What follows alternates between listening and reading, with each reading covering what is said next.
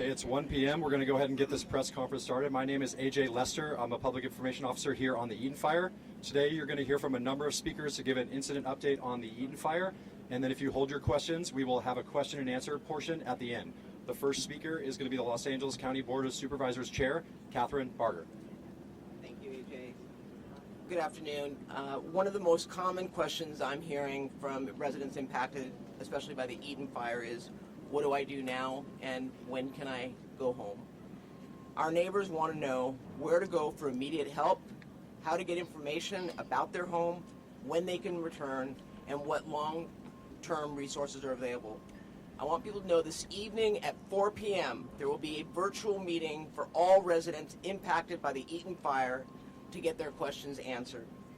Rest assured, this is going to be just one of many of the virtual meetings that we are going to be having. We are going to allow the residents to be engaged and get the questions answered that they need to move forward. This morning, we heard from our Insurance Commissioner, Ricardo Lara, regarding what the Department of Insurance is doing to help people as they navigate the insurance coverage that they may or may not have. This is an important thing to note. Ricardo Lara has set up an 800 number, which I'm going to put up on our website. But I want you all to know that we are going to be working diligently with the state to make sure that those that are insured get the financial help they need.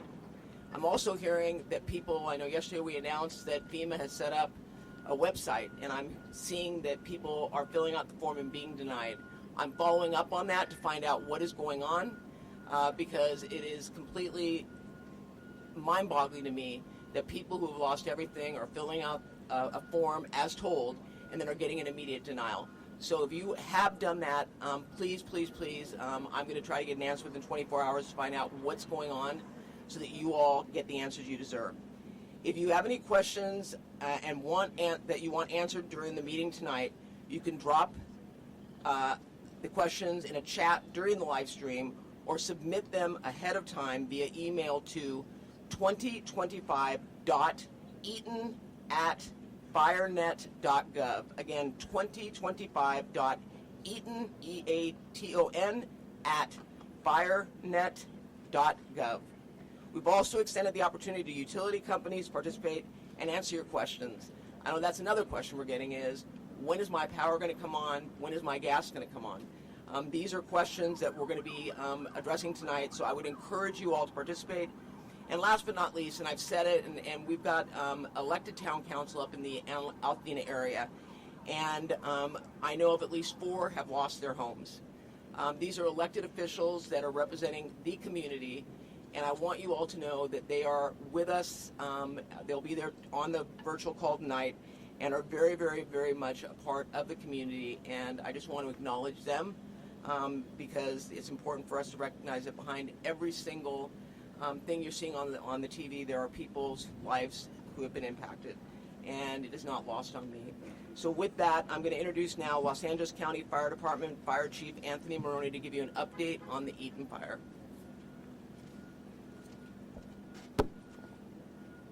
So good afternoon. Thank you, Supervisor Barger. The Eaton Fire is estimated to be 13,956 acres with 3% containment. We have over 7,000 structures damaged or destroyed and 1,527 firefighting personnel on scene. Yesterday afternoon, the Eaton Fire made a run towards historic Mount Wilson. The Mount Wilson Observatory and the telescope are undamaged thanks to the efforts of our firefighters and observatory staff. No buildings or infrastructure have been damaged or destroyed at Mount Wilson. We are appreciative to our many mutual aid and out-of-state fire partners for providing assistance to Los Angeles County in our time of greatest need. The current red flag event that we are under right now will expire at 6 p.m. this evening. However, we do anticipate another red flag event beginning on Monday, and I can assure everybody that LA County will be prepared. Before I close, I would like to thank Board Chair and 5th District Supervisor Catherine Barger for her unwavering support and leadership. I would also like to acknowledge the tireless efforts of all first responders who have put themselves in harm's way to protect residents and property. And to our residents impacted by this devastating fire siege, please rest assured that we will not stop until the fires are fully contained, and we will continue to be here for you as we plan for the repopulation, recovery, and rebuilding that will be occurring. Thank you. I would now like to introduce Assistant Sheriff Myron Johnson of the Los Angeles County Sheriff's Department. Well, good afternoon. The Los Angeles County Sheriff's Department has deployed over 500 sheriff's personnel and still have actively deployed additional personnel to the fires. And that's in addition to our normal patrol staffing functions. Deputies have actively patrolled the evacuated areas and increased their presence in those areas for looting, deterrence, as well as burglary suppression efforts. Overall, the evacuations for the Palisades, Eaton, Hearst, Kenneth, and Lydia fires, evacuation orders approximately 100,053 residents are under evacuation orders, and approximately 57,830 structures remain at risk. Evacuation warnings, approximately 166,800 residents are under evacuation warnings, and approximately 50,837 structures remain at risk. As you heard our sheriff speak about yesterday and this morning, we have a curfew enacted in the affected areas. It's been established in the Palisades and the Eaton Fire areas, and it's a mandatory evacuation zones, that will be in effect from 6 p.m. this afternoon until 6 a.m. tomorrow until further notice. This curfew will be strictly enforced and is being taken to enhance public safety, protect property, and prevent looting in areas where residents have been evacuated. We ask that all individuals comply with the curfew and stay clear of the impacted areas unless you're an authorized personnel member such as a fire representative or an emergency first responder. Anyone found in violation of the curfew will be subject to arrest for a misdemeanor under LA County Code section 2.68.320, and conviction of that section results in a fine up to $1,000 and jail time. We understand this is an extremely stressful and challenging moment for our residents in this community, but we appreciate the public's cooperation, and we will work together during this crisis. We also have additional assets from the National Guard that are assisting in law enforcement efforts during this catastrophe. We requested the National Guard's assistance yesterday. Several National Guard members arrived last night and were deployed in the Eaton Fire area and are assisting with road closures and critical infrastructure protection efforts. As additional National Guard personnel arrive, the Sheriff's Department will strategically coordinate their deployment to both the areas in collaboration with LAPD, Pasadena Police Department, Santa Monica Police Department, Azusa Police Department, and Arcadia Police Department. There continues to be criminal activity in the Eaton area, and we continue to make additional arrests since yesterday, but these numbers are still fluctuating, and we're gathering the information. In total, we have made about 18 arrests between Eaton and the Palisades fire, 15 in Eaton, and then 3 in Palisades. Charges include possession of narcotics, possession of burglary tools, burglary, identity theft, looting. One suspect was on active parole and was also charged with possession of a concealed firearm. Unfortunately, we have confirmed 8 deaths in our jurisdiction, 6 in the Eaton Fire area and 2 in the Palisades County area. Our Homicide Bureau is working closely with the LA County Coroner's Office to respond to any deaths that have been reported. Our detectives have started to process certain investigations related to the fire, but they have to wait for access due to the dangerous conditions that still exist, such as downed power lines, leaking gas, and spot fires that are occurring. And just as Chief Maroney indicated, I'd like to acknowledge the hardworking men and women out there on the front line, making sure this community is safe. And this department is dedicated to apply every resource we have to be with you until we can get a handle on this tragic event. And now with that, I'd like to introduce Operations Section Chief Don Fergulia. Can I take liberty? I just, when I was done, I turned around and my colleague, Supervisor Janice Hahn, is here and would like to say a few words, but I want to publicly thank you, Supervisor Hahn, because I know that you've been working as Metro Chair to help navigate the transportation system as it relates to the impact of these fires. So with that, Supervisor Hahn. Thank you, Supervisor Barger. I'm here to support you in any way. These fires have not touched the 4th Supervisorial District per se. I'm here supporting you, and thank you for your tremendous leadership on this. I've been touring your communities here in Altadena, and I am, like everyone else, devastated by what I'm seeing. Thanks again to the men and women in the Sheriff's Department, the Fire Department, CAL FIRE, all the fire departments that are here. And I specifically wanted to come see some of the stations that were from the 4th District. So some of my men and women from the 4th District are here. I talked to Norwalk, Paramount, I think Commerce is here. So I just wanted to tell them thank you for coming, and just make sure everybody realizes these firefighters are not going home, right? They are here round the clock. Appreciate everybody who's feeding them, who's making sure that they have an opportunity to sleep and take naps. Thank you for that. They have been amazing. But as Supervisor Barger said, as the chair of Metro, I've been on the phone with the CEO of Metro, Stephanie Wiggins, to get regular updates about our system. Big news is we will continue the free fares throughout the weekend. So free fares on our buses and trains through the weekend. Also, our system is very resilient. Since the fire started on Tuesday, only 2% of our buses have been canceled, none for the trains. And Metro will be unveiling this afternoon an overlay map that will show the evacuation centers around the county as it relates to the Metro system and stations. So that will be available to the public this afternoon. We know that keeping people moving, even during a disaster like that, is important. So thank you. Okay.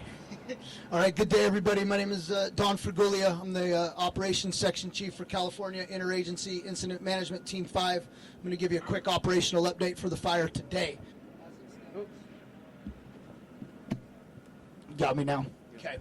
We're going to start over here on the right flank as we're looking up the hill here in Santa Anita Canyon as we come into the community of Sierra Madre.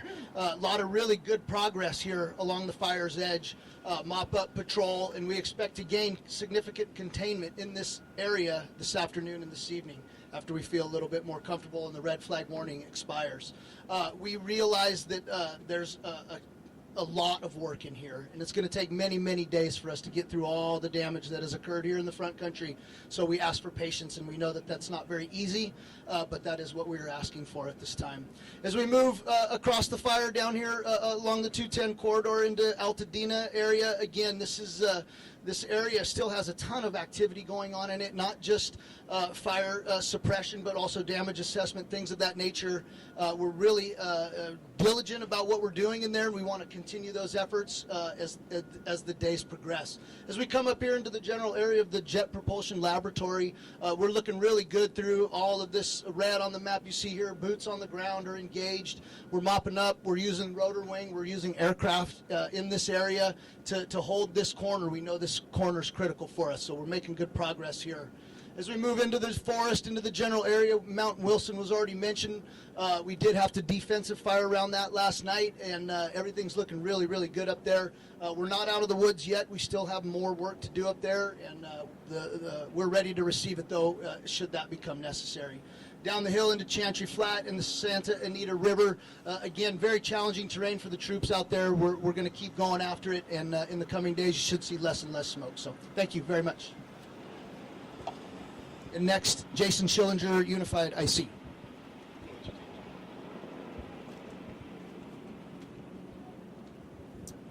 Good afternoon. Thank you for joining us today. Like my operations section chief mentioned, my name is Jason Schillinger, one of the Unified Incident Commanders. And to my side over here, I have several of my other Unified Incident Commanders with me today. First and foremost, I want to extend my deepest sympathy to the families and individuals affected by this devastating event.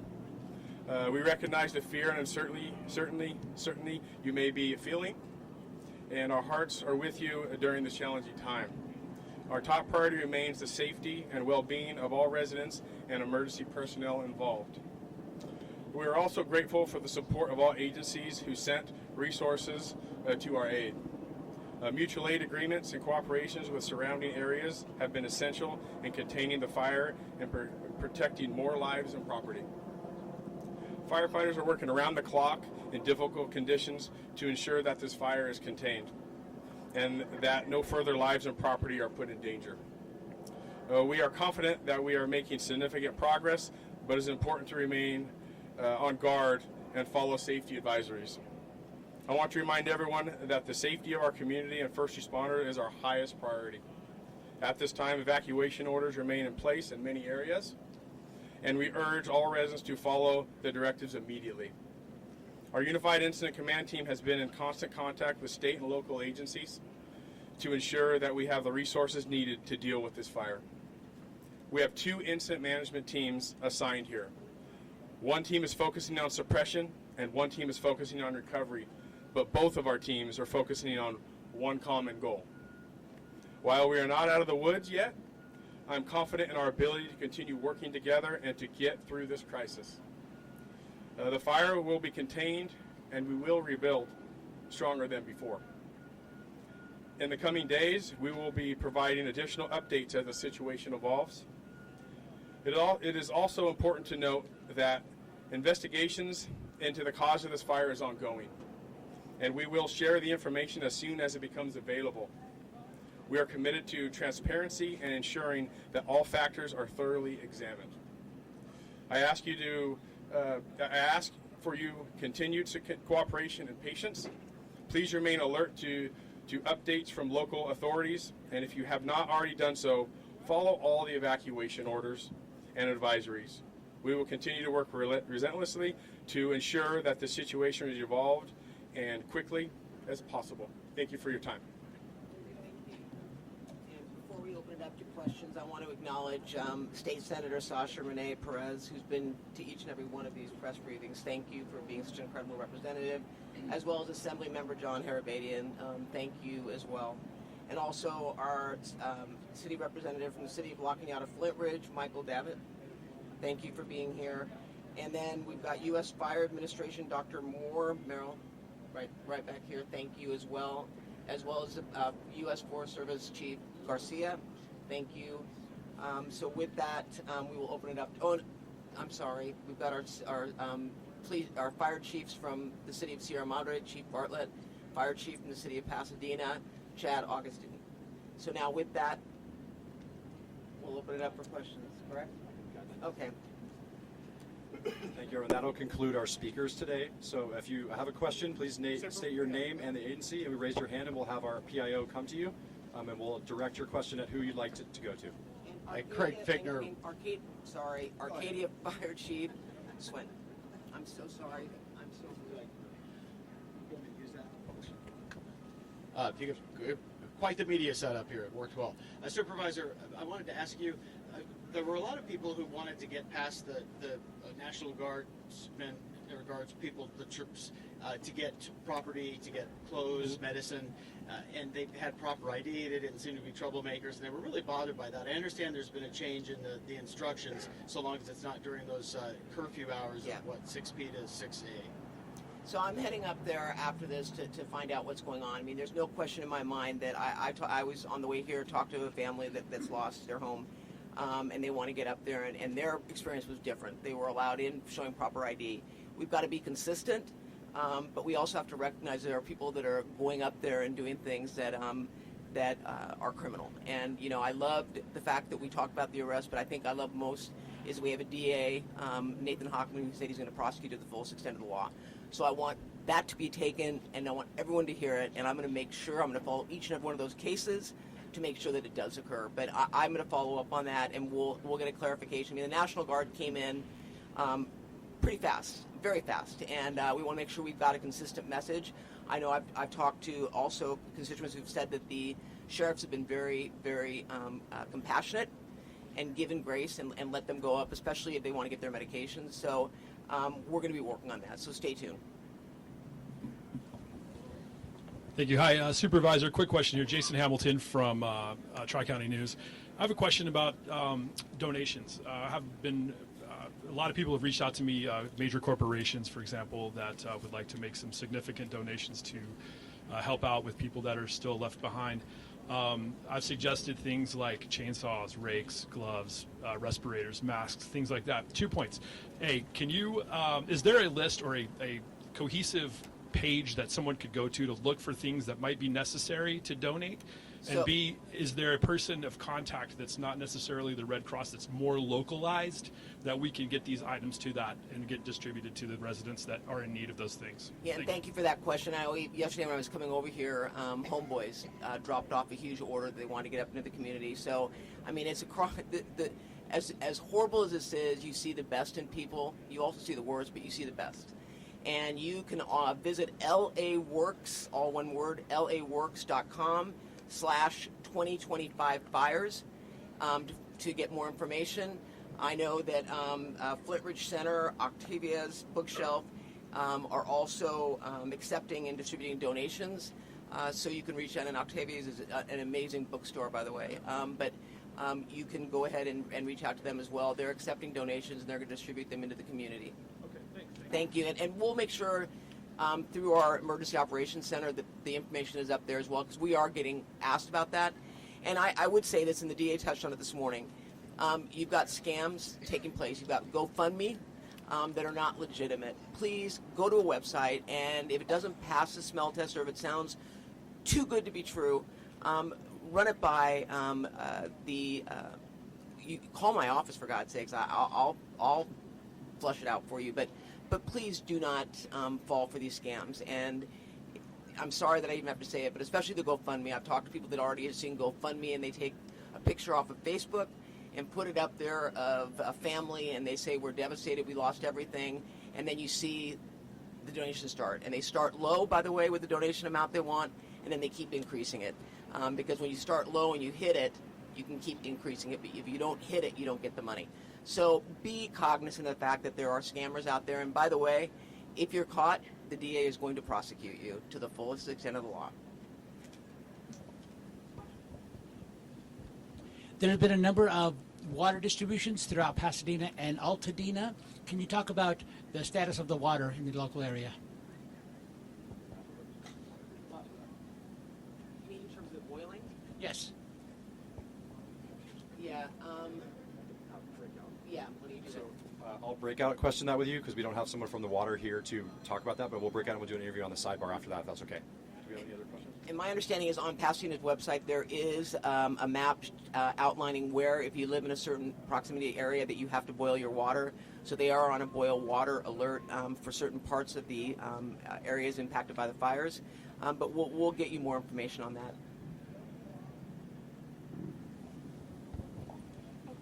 Hi, I'm Morgan from ABC News. I'm wondering if anyone's here to speak specifically about the level of devastation in Altadena. I saw a local official quote as saying that perhaps only a dozen or so homes are left in the area. Is anyone able to confirm that or speak on that? I'm sorry, they said that there's only about a dozen or so homes left in there. Well, that is an exaggeration, but I will tell you, it looks like a war zone. I've never seen anything like it. You can go blocks where there's no homes, and then you go a block where you'll see a little bit of smoldering on a tree, but none of the homes have been impacted. We don't have a final number yet, do we, Chief Maroney? No, we don't. No, but there's no question that especially around Eaton Canyon, I was absolutely shocked is not even a word for the destruction that it caused in that area. And then I went up to Farnsworth Park, and gone. It's gone. So we'll have a final number, but there are homes standing, especially as you head more toward Lincoln. but it's spotty. I mean, this fire was unpredictable. You had the winds going every which way and going strong, so you could have embers traveling miles, which is what we saw. And so that's why we had this like a whack-a-mole. Hi, Ashley Mackey with ABC7. A couple of people, residents who have been displaced, have asked me about mail and how they get that and forwarded to them, and holding packages, Amazon, that kind of thing. What should I tell them? So the U.S. Post Office, and I think it's going to be at the Lincoln branch, is going to be holding mail. They're not delivering, obviously, for obvious reasons. But those that have been impacted by the fire, they can reach out to the post office, and they are coordinating an effort to make sure that people get access to their mail. And then for those that who still have their homes but are not getting the mail delivered, they're going to be coordinating that as well. So that's going to be rolled out through the United States Postal Service, but they are on top of it. Thank you for that question.